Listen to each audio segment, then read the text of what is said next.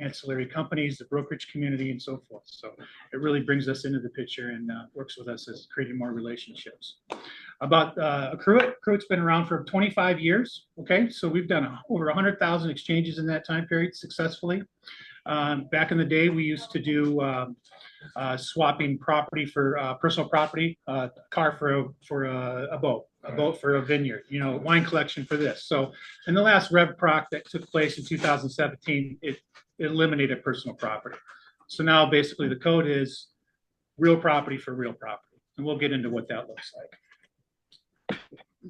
My disclaimer here, guys, I am not a lawyer. I'm not a tax lawyer. I'm not a tax attorney. I am not a CPA or a tax advisor. Even though we talk about capital gains, what they look like, I always refer back to my clients, your client, to their CPA or tax advisor. They're going to lean on them a lot during the process. And if you think about this, in the forefront of setting up an exchange, what are you looking at? You're assembling a team. You got your brokers, you've got your CPAs, you've got your QIs, and you're really making sure that everything you do in the process is according to code and meets the regulations. So I always encourage that, okay?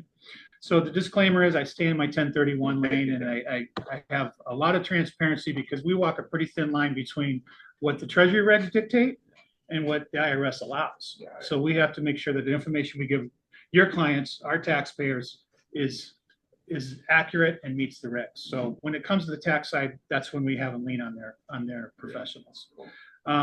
This is the outline. We're going to touch base on some of these. We'll get in depth on others, like kind, sale versus an exchange, so forth. But you can see that we got a lot of information to cover in a little bit of time here. So I want to make sure that I stay on task here. You're going to hear me talk some terminology that may be over your head today. The exchange period, constructive receipt, mortgage boot, cash boot, the relinquished property, that's what they're selling, okay?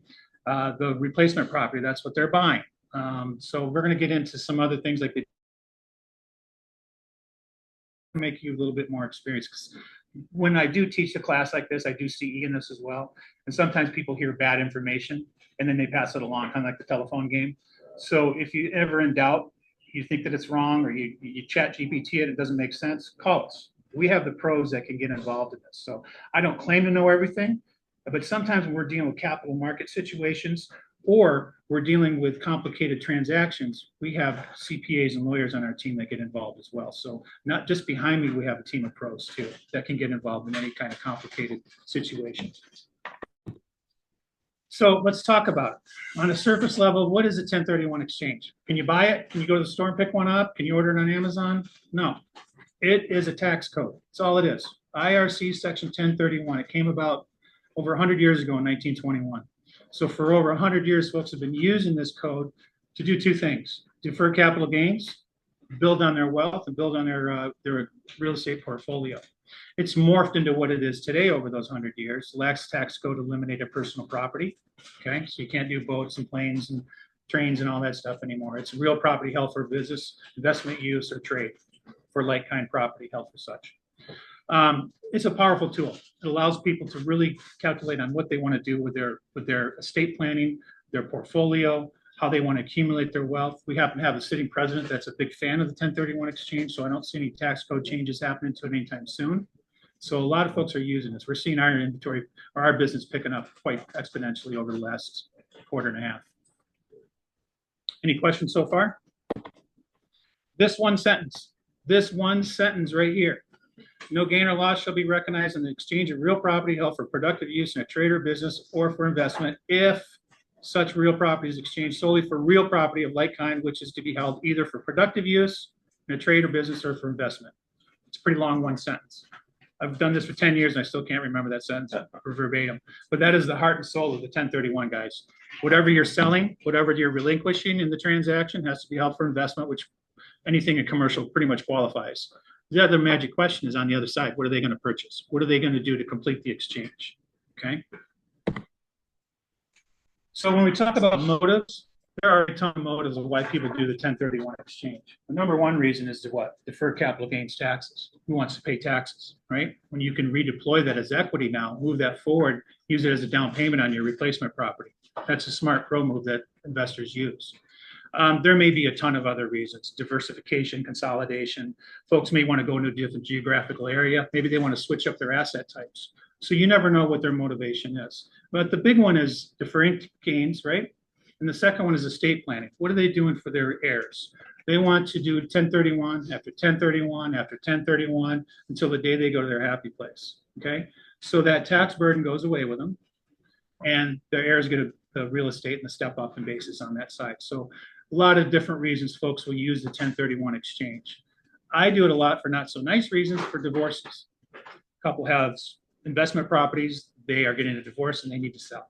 So sometimes we get involved in that, and it's an exchange, no matter if you're an investor or going through a ugly divorce. So a lot of times people get into the weeds on that, but we're there to help them out. Time requirements. These will never, ever, ever, ever change unless you live in a natural disaster area. So let's talk about the 45 days and the 180. These are not combined. The whole exchange period is 180 days. Doesn't change. 6 months. Your first 45 days are after you closed. So say tomorrow, Carrie calls me up and says, hey, I got a client that's closing tomorrow. Can you do the exchange? Absolutely. So we have a lot of work to do to get all of our documents in order. But if tomorrow's the closing date, let's just use tomorrow as the closing date, okay? You have 45 days starting tomorrow to identify the property or properties you wish to purchase in the exchange, okay? So the pro tip I always give my clients is have your broker start vetting properties now. Once I start having the conversation with my clients, first question I ask them is, what are you purchasing on the replacement side? I know what you're selling. I know what it sells for. I know what the debt is. I know how you hold title to it.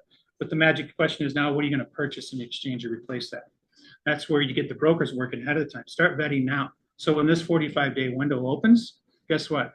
There's no sweat. There's no anxiety. There's no pressure. They've already looked at 15, 20 properties in Phoenix or around the country you're presenting, okay? Beyond the 45-day window, you have 135 days to complete the exchange, meaning purchase whatever you've identified, okay? And again, if you live in an area where there's been a natural disaster with fire, earthquakes, hurricanes, whatever, those can be pushed out a little bit. But typically, these never change. These are consecutive days, weekends, holidays included, 4th of July, everything. So I'm going to talk about the identification rules, but I need to back up here. I'm specifically referring to the 45-day identification period. Okay, so remember, we're closing tomorrow. Your client, our taxpayer, has really two options. 95% of the time, I use the 3% rule. The other 5%, 4%, I use the 200% rule. And all my days, I've never used the 95. So we'll just kind of move that one aside right now. The 3 property rule is very easy. It simply states this: you can identify 1, 2, or 3 properties regardless of market value, okay? So let's think about that for a moment. Say you're selling an industrial property and you're selling it for $5 million. The identification properties could be $5.5 million, doesn't matter, regardless of market value, okay? So why I tell my clients to use the 3 property rule, even if they're gonna buy 1, is the other 2 serve as backups. Now think about this, you get into, because after what? 45 days at midnight, you can no longer identify. You can modify that list, but after 45 days, you're done. You're taken to the dance who you've identified, okay? So let's use this example. You've identified 1 property because your heart and soul is really into that property, and then something happens during the inspection period. Foundation, roof, something scares your buyer and they want to back out. Now they've got nothing else in the exchange to identify or fall back on. So what happens? Well, they become a taxpayer. The exchange will collapse, and they'll go back and pay their taxes. The other 2 are backups in case something happens. So I always tell them, you don't have to buy all 3. Just keep the other 2 for a CYA. It really helps them out. You don't want to see an exchange collapse. Now, if the client tells us, hey, I want to buy 4 properties, Rob, I want to buy 4 fourplexes, no problem. This one simply states this: you can buy as many properties as you wish, regardless of market value, as long as you don't exceed 200% of what you're selling. So they're selling for $5 million. They want to buy 4 fourplexes, just as long as they don't exceed $10 million. That one's really easy. The last one here is just for people who don't have their act together. They've waited to the last minute. They've identified 16 properties. Now this one simply states this: you've exceeded every other rule. Now you have to identify 95% of what the fair market value is of everything you've identified. I know that sounds kind of gray. Just purchase everything you've identified. It's a hairy one. Again, 95% on the 3% rule, the other 5 on the 200% rule. I've never done the 95 rule. So these are very important during that 45-day window. Okay. So Rob, question here. Yes. Let's say you're